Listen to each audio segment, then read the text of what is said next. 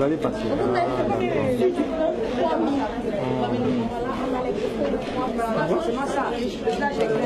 Au plateau? Chaque jour, je vais au marché et je vois les fruits qui se gâtent. Et en Côte d'Ivoire, ici, il y a 80% des fruits qui se gâtent sur le marché. Et ça, c'est pas possible en fait. Et c'est ça qui m'a donné la motivation de pouvoir transformer ces fruits-là et pouvoir aussi faire une entreprise avec, créer des emplois pour mes frères, pour mes sœurs et pour pouvoir éviter tout ça. Je pense que ce gaspillage ne doit plus continuer longtemps. Par exemple, on a fait combien de production aujourd'hui? On a produit 100 bouteilles. J'ai eu l'amour des fruits depuis petite. J'aimais beaucoup des fruits que je voyais ici, que j'en consommais déjà. Mais il y a une année, quand j'ai commencé la confiture, j'ai commencé avec la confiture de mangue. J'ai commencé à en profiter, à produire à la maison, à faire des cadeaux à des amis, jusqu'à arriver à un moment où j'ai décidé de les vendre. Et ça a pris. Il y a des copines qui m'ont beaucoup apprécié ma manière de travailler, ma manière de faire mes confitures. Et après ça, j'ai eu le coup de foudre de vouloir maintenant montrer au grand public. J'ai fait ma première exposition en mars 2015 au Salon international du tourisme. Et j'ai vu que la population locale était prête à apprécier ces produits-là. Et c'est comme ça qu'on a continué dans cette production. Et nous voulons toujours passer à l'étape suivante, comme à la production semi-industrielle. À Carrosse Confiture, nous veillons beaucoup à l'hygiène. Parce que nos produits sont des produits que nous exposons dans les grandes surfaces. Et pour ça, la première des choses, c'est l'hygiène. Et c'est ça. J'arrive un tant soit peu à prendre soin de moi, à rentrer dans des milieux où je n'espérais même pas rentrer. Si vous pouvez le constater, on a la mangue avec pistil de safran.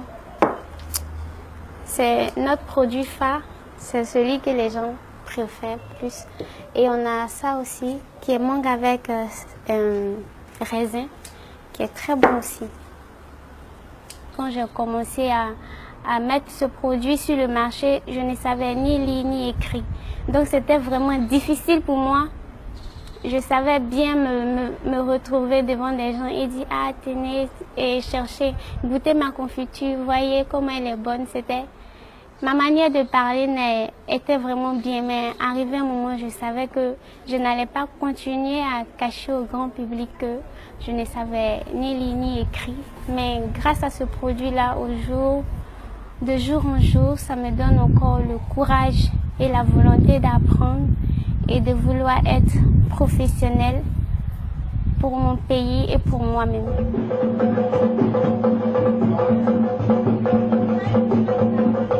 Les difficultés, comme les produits viennent par saison, c'est ça ma difficulté en fait. Je n'arrive pas à mettre toute une gamme en même temps sur le marché. C'est de plus en plus compliqué. Et vu que ce sont quand même les fruits fraîches que j'utilise pour faire les confitures.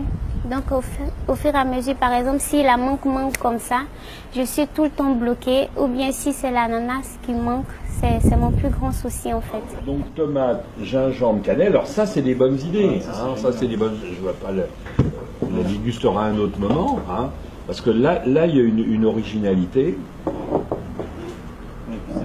Je suis là dans le cadre d'un projet qui a été monté par l'IECD, Institut européen de coopération et de développement, dont l'objectif est d'appuyer des entrepreneurs agroalimentaires. Nous avons rencontré Carole et ses associés, donc Carole qui a démarré une production de confitures de haute qualité et dont nous avons passé la matinée avec elle et ses associés pour réfléchir sur l'avenir de son projet, comment le conforter, l'étendre, sachant que les bases nous sont apparues très satisfaisantes.